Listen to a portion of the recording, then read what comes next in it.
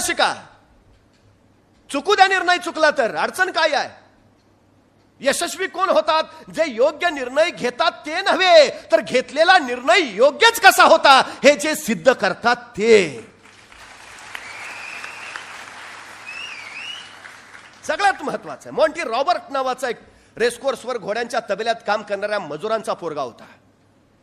त्याच्या शाळेच्या शेवटच्या दिवशी त्याला निबंध लिहायला सांगितला, माझे स्वप्न. आणि रेसकोर्सवर घोड्यांच्या तबेल्यात काम करणाऱ्या मजुराच्या या पोरानं स्वप्न लिहिलं की एक दिवस माझ्या मालकीचा रेसकोर्स असेल, 200 ते 300 जातिवंत अरेबियन घोडे माझ्याकडे असतील, गाड्या, बंगला आणि जगातला सगळ्यात श्रीमंत म्हणून मला ओळखलं जाईल. निबंध लिहिला, निकाल लागला, त्याच्या वर्गातली सगळी मुलं पास झाली. नापास झाला तो मॉन्टी रॉबर्ट. तो शिक्षिकेकडे गेला, म्हटला, मॅडम मला तुम्ही चुकून नापास केलं, मला पास करा. मॅडम म्हटलं, मी चुकून नाही तुला नापास केलं, जाणीवपूर्वकच केलंय. पण का?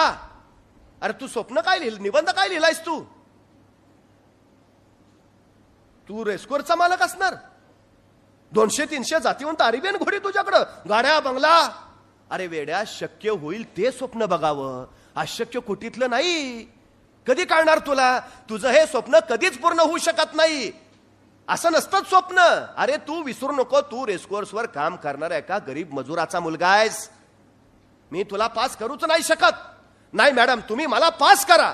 ठीक, तू तुझं स्वप्न बदल, मी तुला पास करते. मॉन्टी म्हणला, नाही मॅडम, मी माझं स्वप्न नाही बदलणार, मी माझ्या स्वप्नावर ठाम आहे. मॅडम म्हणल्या, नाही, मग मी तुला पास नाही करणार, तू ठरव.